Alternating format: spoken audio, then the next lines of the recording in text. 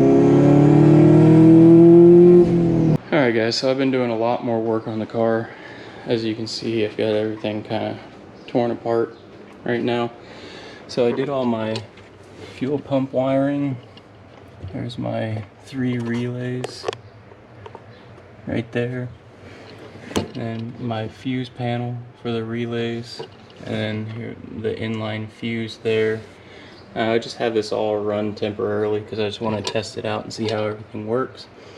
But you can see all the wires going into the factory fuel pump hanger there. I'll get into the wiring later on it, but I've got my dual pump surge tank from Radium Engineering, and so the factory fuel pump is still in the tank, and that's going to run over to fill up the radium fuel surge tank. So then the radium surge tank has 2 pumps inside of it that will pump to the engine itself. One pump will be on all the time to run the engine under normal conditions, but then it'll have the second fuel pump inside will only be engaged when the ECU senses a certain boost level or whatever parameter I set for it to be. As you can see right now, let me get over here. My fuel pressure on the fuel rail is showing 0. So we're going to, so right now I disconnected the wires going to the dual pumps. So I just have the wiring going on for the single pump. So I'm going to prime the fuel system a few times to fill up that surge tank before I wire in the dual pumps, because then it won't, you don't want to dry pump, or you don't want to turn the fuel pumps on dry, because it can mess up the pumps. So we don't want to turn those 2 pumps on until the surge tank is full. So I'm going to go ahead and do that now. So to do that, all you do is cycle the key on and off.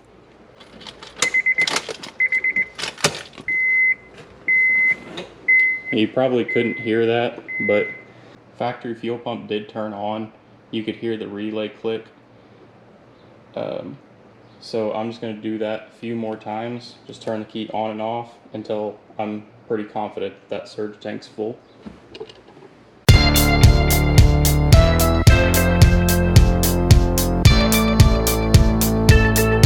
Alright, so that should be good. Turn this back off again. And then I'm going to reconnect my wire for the dual pumps. Now, like I said, just this part of the wiring right here is temporary, just so that I can test out the fuel pumps, make sure I don't have any leaks.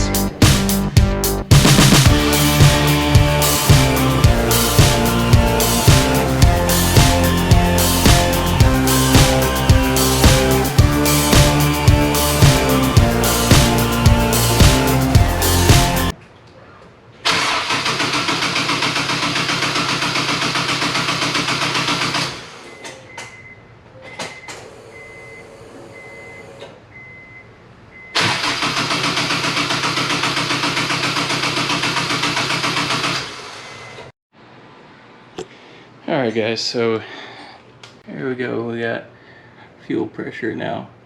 So it turns out that whenever I ran the hoses, I had the feed and return lines backwards coming from the surge tank. So I went ahead and corrected that and got everything all hooked back up. So everything should be good to go now.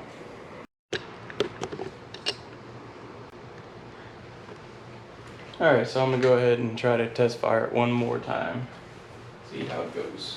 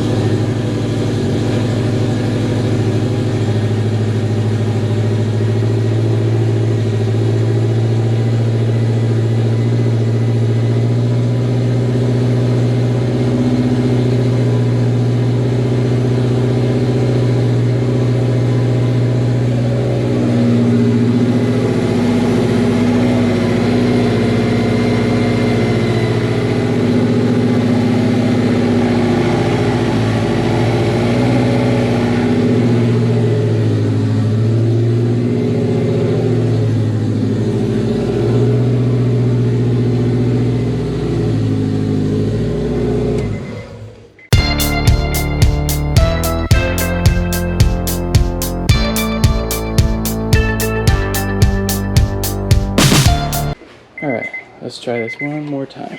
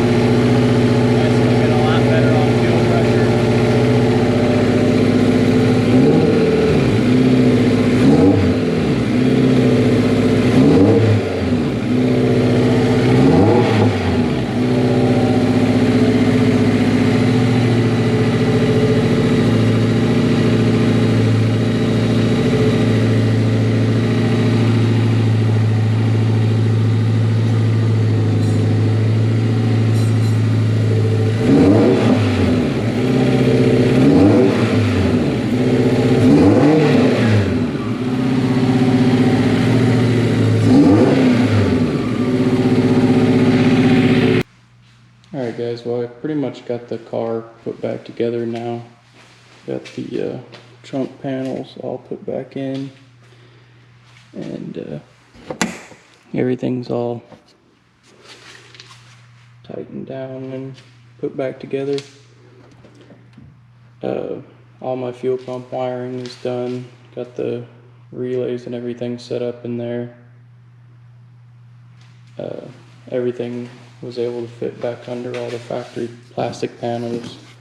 Looks good. I got my ECU installed, but I'm waiting until I take it to the tuner before I plug it in, so I still have the factory ECU down there for right now. Let's see. There's the AEM Infinity right there. Yeah, I just have the factory ECU plugged into it right now, just so I can start and drive the car temporarily until I get it tuned.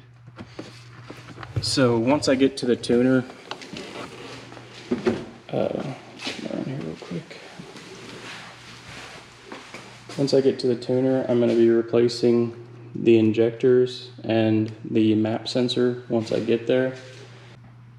Since I have the factory ECU plugged into the car right now, it's going to think that it's on the factory injectors and the factory map sensor. So if I replace those, the car is going to run really rich, and it may not even run at all with the map sensor because it's going to be the wrong calibration. I got all my vacuum lines hooked up to the wastegate, and that goes over to my boost controller here, and got the one hooked up for the blow-off valve that comes up and runs up to right here. Fuel rails all installed.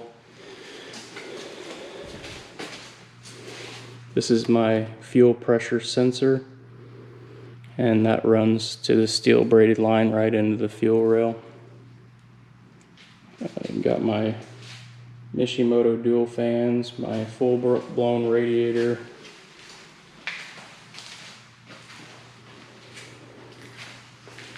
and then the wideband sensor is plugged in right there, and that runs over to the ECU.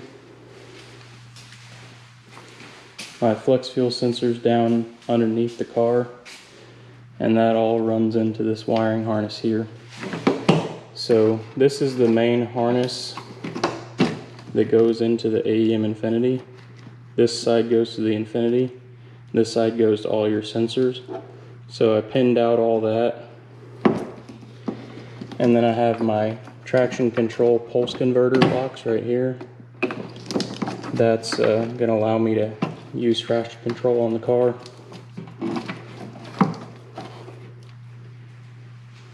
And my oil temperature sensor, I had a bung welded onto the oil pan, and then the oil pressure sensor, you can see, is right there. And then ran all my boost controller wiring around through here and up into the AEM. So The AEM is going to control everything. It's going to control my boost, my tractor control, and it's going to have all the sensors that go into it. It's going to allow the ECU to have fail safes. So if it gets to, the fuel pressure gets low, the oil pressure gets low, the oil temperature gets too high, coolant temperature gets too high, it will kind of put the ECU in a limp mode and make it to where you won't blow your engine up.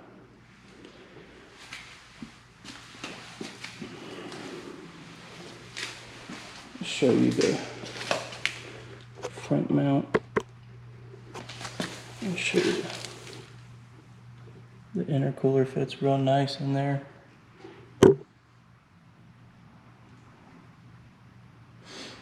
I did have some custom brackets made to go around the intercooler piping. Since this is a aftermarket front bumper, obviously. The fiberglass pieces that were in there just didn't work out very well, so I had to replace them with a piece of stainless. It's just, it wraps around, it goes around the intercooler down in there, so it creates plenty of space. I was actually having to cut out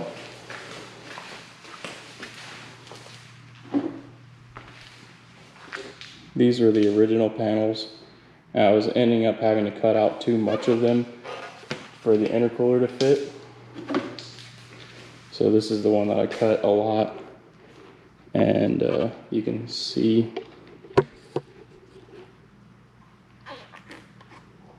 that it's very flimsy now. So that those pieces are actually made to support the lip on my car, the front splitter. So if those are weak, then it won't be able to support the splitter, and I could potentially have it fly off if I'm, you know, driving fast.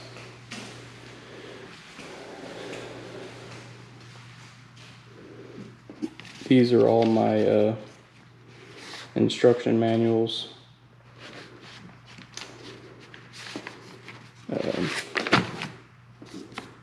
The main one that you want to see is going to be this one here. This is how I set up the ECU. So let me give y'all a good look at this.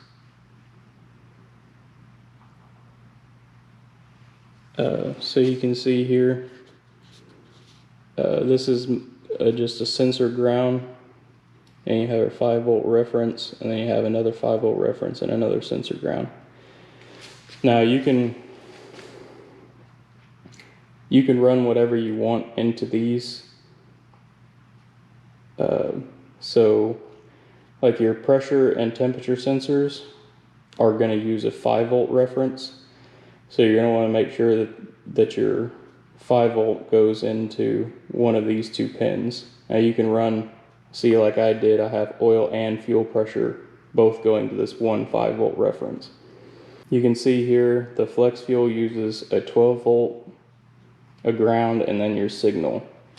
So I ran the 12-volt into this 12-volt ignition power chassis ground for the flex fuel. And then there's a specific digital in right here. That would be number 3.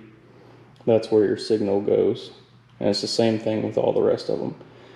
So your 5-volt ground and signal for your oil pressure, you're going to go 5-volt ground, and then you have oil pressure right here. So that's your analog 13. So that's where that last one's going to go. That's where your signal's going to go. And it's the same with all these, so just hook them all up the same way. Now for these two, the tractor control and the boost solenoid, I just ran these to a switched 12-volt ignition, and then the ground I just ran to a chassis ground, and then the boost solenoid signal goes to this spare LS1 boost control. So your traction control goes in right here to your digital N6, your pulse converter. So that's pretty much it for the wiring. It was pretty easy.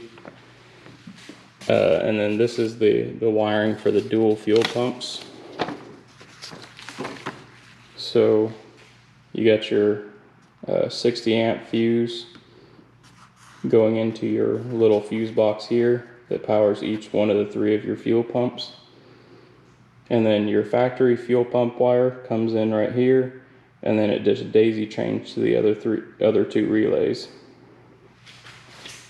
And then your factory fuel pump ground comes in here and daisy chains to the 2nd relay, but you don't want to run it to the 3rd relay because this one is going to be activated by your ECU.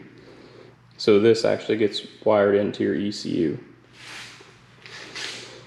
But since I'm running a boost controller, I don't have a spare LS. So Science of Speed told me that I could use the check engine light LS signal, but I decided just to run a Hobbs switch.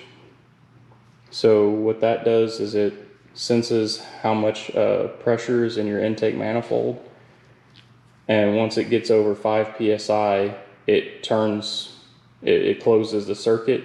So then I'll have one side run to ground and the other side run to this relay. So as soon as that grounds out, it'll ground this relay out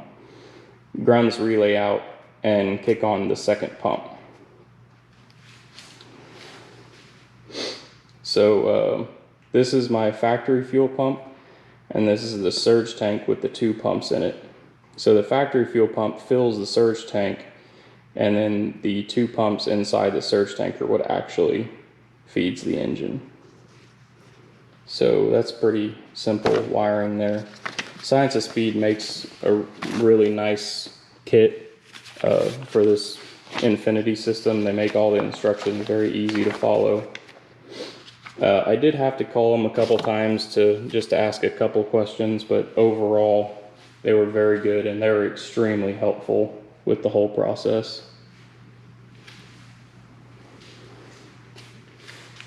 And then I did wire in rolling anti-lag as well. So the way that I did it was right here on my soft top switch. So, you know, whenever you're driving, you're gonna have left hand up here, right hand down here. So I can just reach down, hit the switch, you know, get my anti-lag going, and then release the switch and grab the wheel. So it's going to be very convenient because that's right there, right next to the shifter. You know, everything's just very easy access. So that's going to be really nice to have that there. To do the wiring on the rolling anti-lag, all you're going to do is find which 2 wires inside the switch, or if you just have a regular momentary switch that you want to use, you just run one side of it to ground, and then the other side goes to the ECU to a spare analog in signal. So that's going to all have to be set up in the Infinity once I get the car tuned. But that's all you have to do for the wiring. I also ordered the gauge art CAN bus system for the AEM Infinity. I ordered it from Science of Speed, and it comes with a LCD screen. So eventually I'm going to cut a hole in the dash right here and mount the LCD screen inside the dash. And that's going to display all my gauges, and it's going to feed directly into the AEM, which is going to be really nice because everything that I need will be right there. It'll, you know, I can look at my RPM, oil pressure, oil temperature, boost, everything, anything that I need. And it'll also display warnings So if I have low fuel pressure or low oil pressure, anything like that, it'll display on the screen. So that's going to be a really cool setup there. And for all my cables for tuning, I just ran them right through here. I just cut a little slit in the carpet and ran them out so it'd be easy for my tuner just to grab the wire and plug into the ECU. But they tuck away pretty clean and out of the way. Sorry I didn't do more of the wiring side of things. It was very difficult to try to set up the camera and get all that, because this was my first time trying to wire in an AEM Infinity system, so it was a little bit of learning for me. So with going back and forth and calling Science of Speed and Googling things and stuff like that, it took a little longer, and it wouldn't have been very easily to try to record that, and I probably would have given you a whole lot of misinformation. So I just decided not to film any of that. But anyway guys, that's pretty much it for this build. Next time you see the car, it'll probably be on the dyno. Before I do that, I am going to be taking the car to go get the downpipe welded to the exhaust, have the V-band put in and everything, so I might try to do a little bit of recording there. But other than that, the next time it'll be on the dyno, and hopefully we can make some good numbers. Oh, just in case anybody's wondering, this is a completely stock motor, completely stock transmission, and stock rear end, stock axles, stock head gasket, stock head bolts. I am planning on doing springs and retainers and valves eventually. It'll probably be here within the next month or so. I'm probably going to get the car tuned before I do that, but I will be putting valves and stuff in it. Anyway, I think that's it for this. Y'all, if you like what you see, please like and subscribe to the videos. Leave me any comments that you might have. If you have any questions about the build, I'd be happy to answer any questions you have. If you need any help with wiring, you're trying to do this yourself, if you need help with any pointers on installing the kit, I'd be more than happy to help you. But that's going to be it for today. Thanks guys.